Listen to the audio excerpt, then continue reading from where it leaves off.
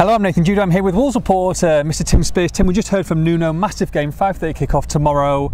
Villa Park live in front of the Sky cameras. As you love, yes. As I love. Look, there's a lot of stuff going on in and around this game, but Nuno has said that the game is the most important thing. The players are focused on that. Yeah, of course it is. Like at the end of the day, none of that stuff matters. If anything, it helps because Wolves are creating this kind of siege mentality now. The team spirit's getting stronger. You know, it's the classic us versus them, isn't it? Yeah.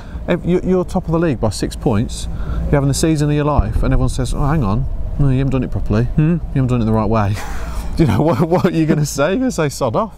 So that's what everybody's doing collectively. Can we say that? Well, we have done. Oh, I like it. Fans, players, management, staff, all the way to the top of the club. Yeah. They're lapping it up. Siege mentality now, isn't it? Yeah, they're either getting angry or they're pretending to be angry, and it's working for them. It's working. Lunacy from all these guys. Absolutely, you know. Steve Bruce at it again this morning. Wyness tweeting yesterday. Yeah. Leeds guy on Wednesday, although they're mid-table, so they don't count. Me. But anyway, it's just everyone's lost their heads. It's complete heads gone, man. Oh, always. Collective heads gone. Oh, well, always like Neil Warnock though. What a legend. Yeah, but that's games as well, because if Cardiff weren't second, there's no way he'd be gushing with praise about it. If Cardiff was stuck in 20. You're saying it's false gushing? If Cardiff was stuck in 21st place, yeah, right, with no money, yeah, on the way to League One, there's no way he'd be so kind about Wolves. It's all a game. It's all a game. But no one else is playing it as well as Wolves. I was going to say, Tim, it's a game that Wolves are winning at the moment. Well, they've got the luxury to, because they're 6 points clear at the top. They don't have to say anything. Yeah. There's no point getting embroiled in a war of words, because there's no benefit to that. They're 6 points clear at the top of the league. They're heading for the Premier League. So let everyone say whatever they want. And as Matt Doherty's just said, you know, it helps Wolves generate more of a stronger team spirit. Obviously, I mean, we'll just touch on it now because you put out there. Wolves have released a statement today with regard to the FFP situation. Yeah. I mean, do they need to even put that out there? I think they're entitled to. The EFL are saying, look, we're going to come and have a chat with you. Strongly worded statement from the EFL. Yeah. We're going to come talk to you about Mendes, they said, and just reiterate what you already know. So Wolves have said Wolves are actually quite strongly worded, saying, look, we expect the EFL to come out and support us. Yeah. So they're obviously, as we already know, extremely confident of no wrongdoing, and it's all going to blow over, hopefully, sooner rather than later. Extremely confident of that. Extremely confident tomorrow. What are you feeling? I mean, if Wolves win that tomorrow, it is exciting. I mean, if they win tomorrow, then that is a huge boost to that promotion. Hashtag announced promotion. Hashtag, well, yes. Again. Don't announce it again. No, not after the run when you did it last time. I tell you what, I mean, 13 points is game over, isn't it? I said before the Leeds game that these two games would arguably define the season, you know, because they're coming under so much pressure, not just from Cardiff City, who cut the gap from 13 to 3. Yeah. You know, you've got fans worried, you've got the EFL on their case, rival clubs on their case, the Mendes stuff, it was all, and the accounts came out this week. Yeah. Horrendous accounts, lost 23 million quid, which just heightens the need for a promotion this season. Sure. And huge pressure game, and they came through it. With my favourite win of the season, absolutely fantastic.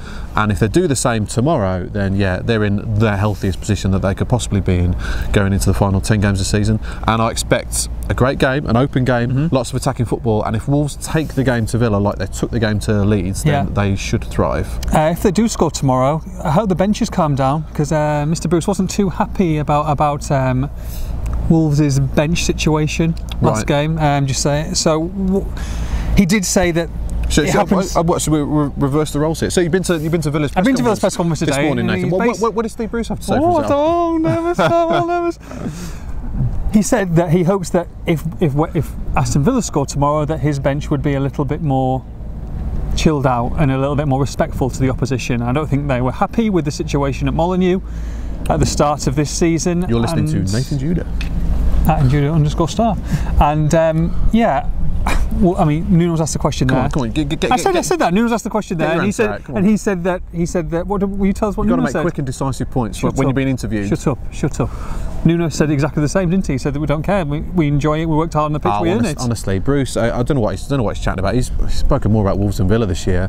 I know everyone asks the questions about Wolves, but I'll just say we don't want to talk about our rivals anymore. For God's sake, I expect better from him. Really, you know, he's been around the block and. Do you think it's disrespectful then? What, Wolves' celebrations? Yeah. No. No, he hasn't done a Mourinho and run down the bloody pitch side. Exactly, they go a bit bonkers. But what the hell's the problem? But they're enjoying the football, aren't they? Well, Nothing wrong with that. They're entitled, as anybody is, to celebrate how they like. Yeah. They're not leaving the technical area. You know, they're not mooning anybody. They're not whipping the tops off. But if they score, if they score at Villa Park and go 2 or 3-0 up, could be interesting. Well, yeah, Nuno will be straight in front of the bench, probably a pre-prepared T-shirt underneath or something like that. Mrs. Doubtfire. Oh no, it's Neil Warnock, isn't it? Sorry. No, that's Potato Head, isn't it? Oh right, yeah, that's it. we can't get embroiled in this. No. So yeah, no, it's just going to add further fuel to the Wolves' fire. Yes. That they hope to burn Villa with tomorrow. Well, if they do burn Villa, they'll do it with a very good 11. What 11 will that be? I assume Ruben Neves will be back in the side. Yes, he will. Okay, who else are you thinking? Anyone else, or will that be the same? Could he go with Costa, Cavallero and Jota? And we're talking about Bonatini and Afobe, but could he go with that front three? He did in the reverse fixture, and it didn't quite work. So Bonatini came out at half time when Wolves annihilated Villa 2-0. It was a very one-sided 2-0 win. Should have been more. Bonatini came out at half time and really opened things up, and that's when Wolves got their 2 goals. It'll be a very different game tomorrow, but I would expect Neves in for Says. Okay. Just such a tight call. That is a tight call. Jai's done very well in recent weeks. I think it'd be harsh to drop him. Okay. He might look at the game in particular and eye at Villa's midfield and see who's best suited to it. Yes. And then the rest of it, if they're all okay fitness-wise, which they should be after 11 days off before Wednesday, and they're coming to this with such momentum and confidence, then I think it'll be the rest of the team will be the same. Okay, so Bonatini keep his place. I think so. Yeah. Yeah. Lewis Graben. He's so crucial to how Wolves play. When he plays well, Wolves play well. Bonatini's the one that unlocks the doors. Who's waving those there? Unlocks the doors in the final third. And yeah, he hasn't scored since December the 4th, but he's integral to how Wolves play. And Afobe, as harsh as it is, he's great off the bench at the moment, and I think that's the best formula. 5:30 p.m. kickoff. There'll be a few well-oiled fans in that stadium. It could be interesting atmosphere. Yeah, it's such a shame that Wolves have only got 2,700 tickets, which went in about 2 hours, I think, and in a 40,000 seat stadium. But never mind. It will be a fantastic atmosphere. This is a bigger game for Villa than Wolves. Absolutely. We're talking about it being a massive game for Wolves, which it is, but it's even bigger for Villa. Cardiff will more than likely beat Blues at home earlier in the afternoon, so Villa have got to keep up the pace. I mean, we were talking about on the podcast this week saying Villa might take a point. I'm not sure really. If Cardiff win, that gap just gets bigger and bigger, so it's huge for Villa. They will come at Wolves massively, be in their faces. Yeah. It's going to be a huge test for Wolves to withstand, but apart from Fulham away, they've done it in the big games this year, and you back them to do it again. Score prediction? 1-1.